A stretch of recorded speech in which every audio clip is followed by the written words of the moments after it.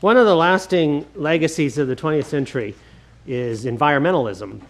But I don't mean the green kind that gave us Earth Day. I'm talking about the whole nature versus nurture debate. So on the nature side, you have people who believe in a kind of determinism based on biology or genetics.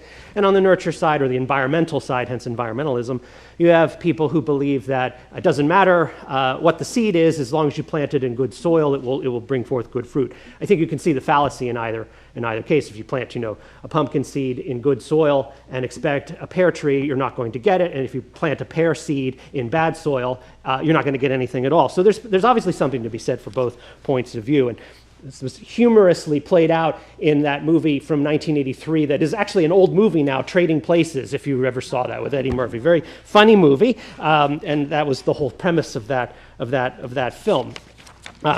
So for most of the 20th century, at least until the end of World War II, the naturalists, those who believed in kind of a biological determinism, they gained some real headway. And for instance, laws were passed, and we look back on them with a certain horror, I think, but laws were passed to sterilize idiots and others who were deemed by the state to be undesirable. Now, if that sounds like Nazi Germany, you're not wrong, but it also, unfortunately, sounds a lot like Arizona and California and Connecticut and Delaware and Georgia and Idaho and lots of other states. And another movie that is worth seeing, Judgment at Nuremberg, which was about the Nuremberg trials at the end of World War II, where the Allies put on trial Nazi war criminals. The movie itself is about the judges, the Nazi judges who were put on trial for the perversion of law, frankly. But if you watch that movie, the defense that is made for the Nazi judges comes out of the American law books. The laws that were on the books in this country were the same laws that were on the books in Nazi Germany. Forced sterilization continued in Oregon until 1981. And it wasn't until 2002 that the state apologized to its victims. So eventually, however, the environmentalists won out. Human beings, they decided, or it was decided, could be molded and shaped, nurtured by their environment. And that the determinism of genes and heredity didn't have to rule supreme. And this has been the rationale for every social welfare program since the 1960s, from Johnson's Great Society and the War on Poverty to today's calls for universal pre-K. The environment is what matters. Now, both naturalist and environmentalist believe that human nature is changeable. That human nature is changeable.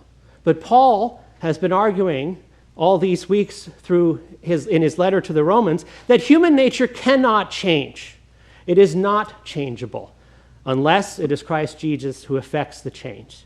Paul writes, "So then, brothers and sisters, we are obligated not to the flesh to live according to the flesh, for if you live according to the flesh, you will die. But if by the Spirit you put to death the deeds of the body, you will live." So like both the naturalist and the environmentalist, Paul wants things to change. Like the naturalist, Paul believes in the mortification of the flesh, the cutting of the flesh, the putting to death of the flesh. He writes, we need to put to death the deeds of our bodies. But like the environmentalist, Paul knows that the creation was subjected to futility, not of its own will, but by the will of the one who subjected it. In other words, it's this awful environment that we've inherited from Adam that is to blame for the futility and the frustration we face in life. Our personalities, our relationships, and work are twisted and warped by the environment. Because of Eve's treachery and Adam's disobedience, God cursed the work he gave the human race to do, and hence the futility and the vanity of the whole human project to date. But there is a hope to be found, not in social engineering of the environment, nor in the surgical engineering of the body, but in the children of God. That's where Paul says we are to find our hope. Paul writes, "For the creation waits with eager longing for the revealing of the children of God." In other words, creation is waiting for Adam. And by Adam here, I mean all of us, mankind, the whole human race, to do its job. Creation is waiting for Adam to do its job faithfully.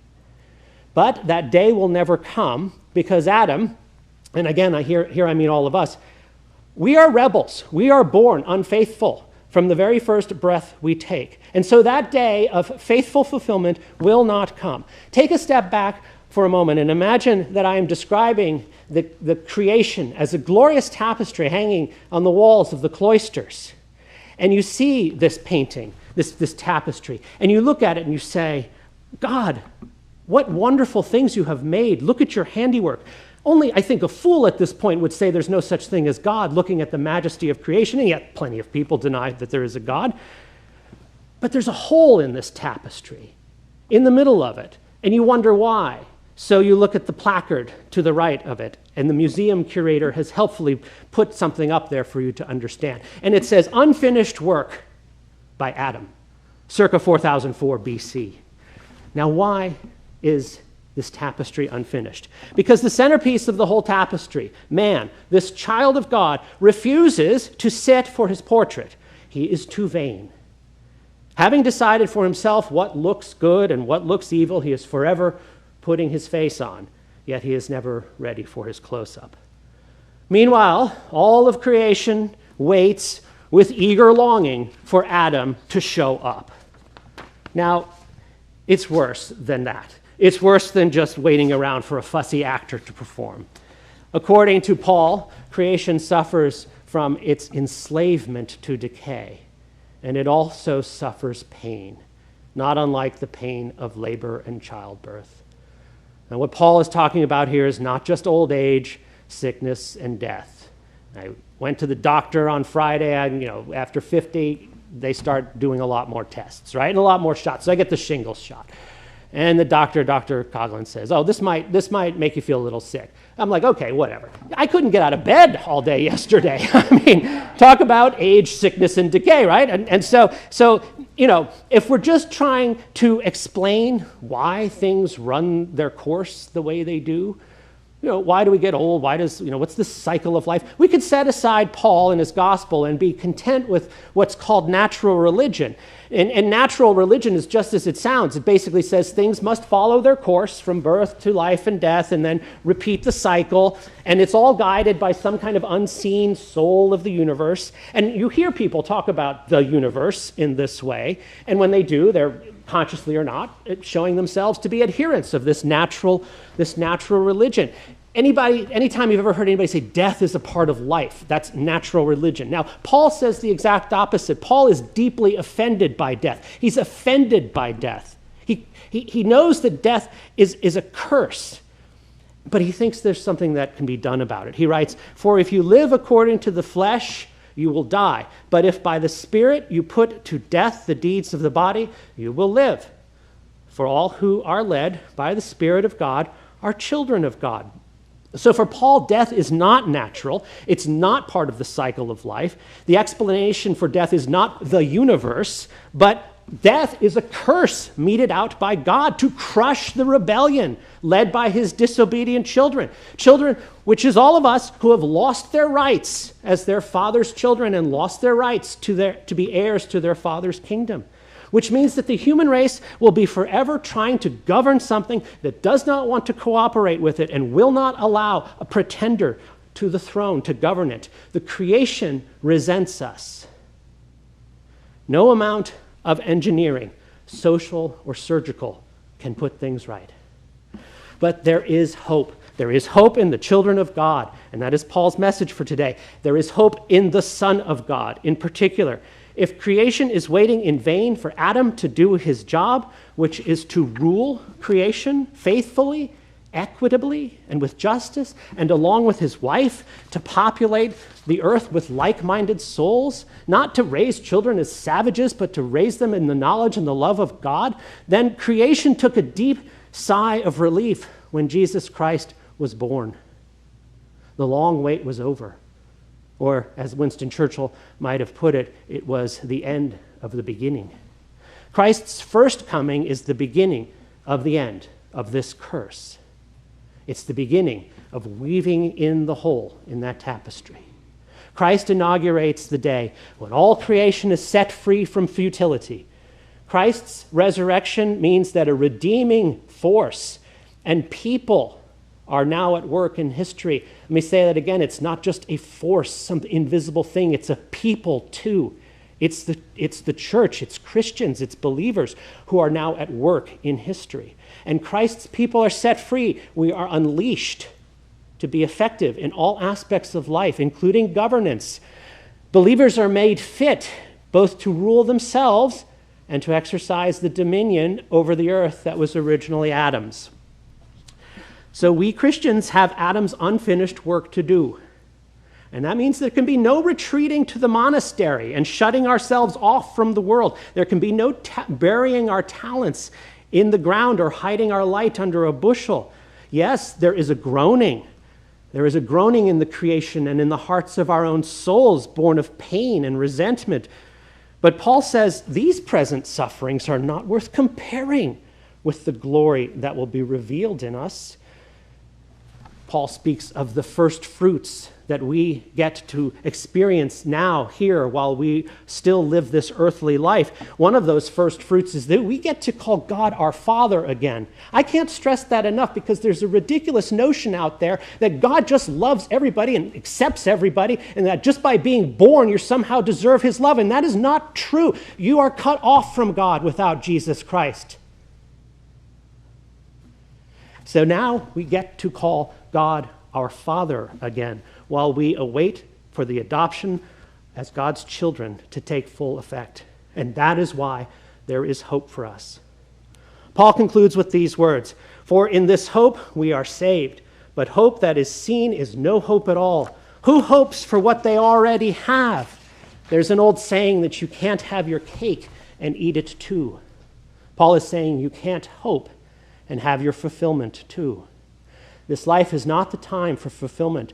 This life is the time for hope and action. The power of Christ's resurrection is at work in us because we are a resurrection people. If we're going to finish Adam's job, then there is certainly work for us to do. And that means that there is a role for the Christian naturalist and for the Christian environmentalist, but not in the way that the world uses those terms. We must preach that human nature must change if it is to have any hope of being God's friend, that rebellion in us must be put down, that each one of us needs to take an aggressive stand against sin in our own lives, or else we will make God our enemy. Paul has told us again and again that we must give no quarter to personal sin or sin in the life of the church. Here's the time for the knife. Here's the time for the surgical remedy. We need to suffocate sin, drown sin, squeeze the life out of it. Jesus says that if your eye causes you to sin, cut it out. If your hand causes you to sin, cut it off. But we must also change the environment. If we cannot allow sin to rule in our hearts, then we certainly cannot allow sin to rule over us. And so Christians, once again, must become a political people. I'm not talking here about elections per se and campaigning. I'm talking about the root of that word, polis. We need to become a people again.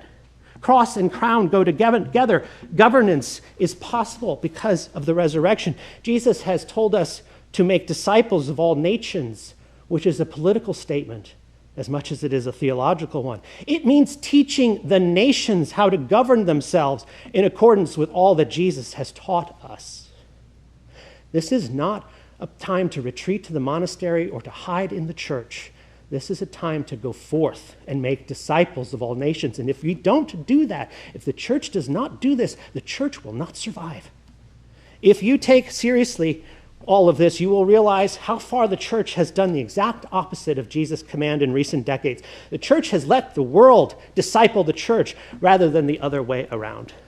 Paul writes, "We share in his sufferings in order that we may also share in his glory." The glory isn't just for the life to come. There is a share of this glory that we must contend for in the here and now. But there will be opposition. Paul guarantees it. He knows that there is no neutrality. We are all born enemies of God, and by his grace, some of us are converted and switch sides. But anytime a Christian steps out of the safe space of personal piety to press the claim God has on the whole human race, he will get pushback. Such is the risk of being a Christian. Such is the risk of being a monotheist. Isaiah speaks about that in today's reading. Is there any other God? No, there isn't. And you cannot act like there is, and you cannot pretend like there is, and you cannot let your friends think that there is. There is no other God but God. And Paul will have more to tell us about that pushback and persecution next week. Amen.